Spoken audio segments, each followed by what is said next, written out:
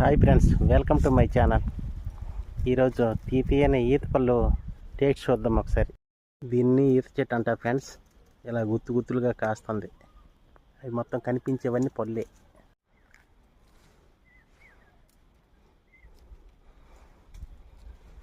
ఈత పళ్ళు ఎంత చక్కగా ఉన్నాయి, ఎర్రగా ఉన్నాయి, ఫ్రెష్గా ఉన్నాయి. తీయని ఈత పళ్ళు ఇవి. టేస్ట్ చూద్దాం ఒకసారి. వావ్, సూపర్లా ఉన్నాయి ఫ్రెండ్స్. వీటి పిక్కలు ఇలా ఉంటాయి.